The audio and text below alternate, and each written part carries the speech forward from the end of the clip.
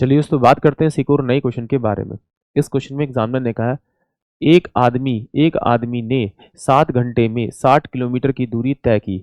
उसने कुछ लोगों को 6 किलोमीटर प्रति घंटे की गति से पैदल और कुछ को 12 किलोमीटर प्रति घंटे गति से साइकिल से यात्रा कराई। पैदल तय की गई दूरी किलोमीटर में क्या है, ये एग्जामिनर मुझसे पूछ रहा है। तो इस क्वेश्चन करने के 2 से 3 तरीके। एक तो आप ऑप्शन की मदद से कर सकते हैं, दूसरा आप इसे एक्स से मान कर सकते हैं, तीसरा आप इसे एलिगेशन से कर सकते हैं। तो हम तीनों मेथड के बारे में बात करेंगे। देखिए, एग्जामिनर ने क्या कहा, जो टोटल डिस्टेंस जो दे रखा है वो भैया दे रखा है आपका 60 किलोमीटर। अगर टोटल डिस्टेंस मुझे 60 किलोमीटर दे रखा है तो मैं ऑप्शन से मान लेता हूँ कि ये मेरे पहला वाला जो डिस्टेंस जो पैदल चला गया, फुट से लगा वो 15 चला गया होगा, 15 चला गया। तो ये कितना हो जाएगा, इसमें से 15 माइनस करूंगा तो ये कितना हो जाएगा, ये 45 आ जाएगा। अगर ये मेरे पास है फुट से मेरे पास में 9 गया होगा तो ये मेरे पास में कितना हो जाएगा, आपका यहाँ से माइनस करेंगे तो 9, और ये मेरे पास में कितना 59 हो जाएगा, यानी कि 51 हो जाएगा। ये अगर वो फुट से अगर 48 किलोमीटर गया होगा तो ये कितना गया होगा आपका 2, और ये 12 किलोमीटर गया होगा। अगर ये 24 किलोमीटर गया होगा पैरों से तो बाकी कितना गया होगा आपका, ये आ जाएगा आपका 6, और ये 36 किलोमीटर जाएगा आपका किससे, आपका साइकिल से। अब देखिए एग्जामिनर ने कहा कि भाई ये दोनों जो ये जो पूरी दूरी है ना वो टोटल ना 7 घंटे में होती है, और एक की स्पीड मेरे पास 6 और एक की स्पीड मेरे पास में कितनी है 12।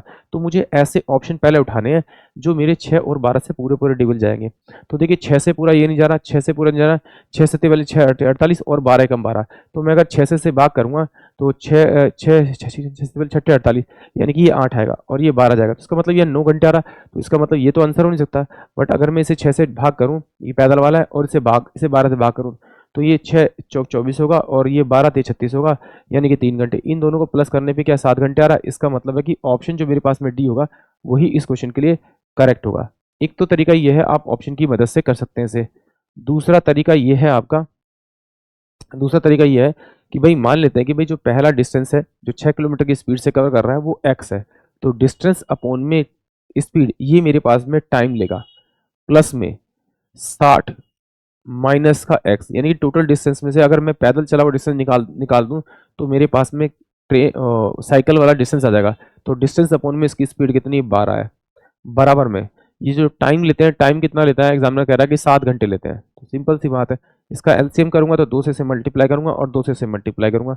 तो ये मेरे पास में कितना आ जाएगा 2x, प्लस में कितना हो जाएगा आपका 60 माइनस का x अपॉन में कितना हो जाएगा आपका 12, बराबर में 7/1 हो जाएगा। तो सोल्व करूंगा तो x और ये इधर क्रॉस मल्टीप्लाई करूंगा तो बराबर कितना 12 से 84 84 माइनस का आपका 60 हो जाएगा। तो x इक्वल टू में कितना आ जाएगा आपका 24 किलोमीटर आ जाएगा। यानी कि पैरों से जो उसने यात्रा की पैदल की वो 24 किलोमीटर की।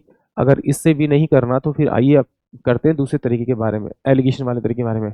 देखिए उसने कहा कि भाई पहला तो जो इसकी स्पीड है पैदल वाली फुट वाली वो 6 किलोमीटर पर आवर है, और दूसरा दे रखा है उसने मुझे क्या दे रखा है आपका, आपका दे रखा है आपका 12 किलोमीटर पर आवर, आवर दे रखी है जो दे रखी है उसने आपकी किससे, साइकिल से, बाईसाइकिल से। अब देखिए 60 किलोमीटर की टोटल दूरी करता है 7 घंटे में करता है, तो अगर डिस्टेंस अपॉन में टाइम जोड़ूंगा तो मेरे पास में एवरेज स्पीड आ जाएगी कितनी आएगी 60 में आपका 7 आ जाएगा। तो इसमें से इसको माइनस कर दे, इसका टाइम आ जाएगा। तो इसको इसमें से माइनस करूँ तो 12 से 84 में से अगर मैं 60 माइनस करूंगा तो मेरे पास में कितना आएगा आपका 24 आ जाएगा। इसमें से इसको माइनस करूंगा तो ये कितना होगा 6 सत्ते 42, और ये मेरे पास में कितना आ जाएगा आपका 18 आ जाएगा।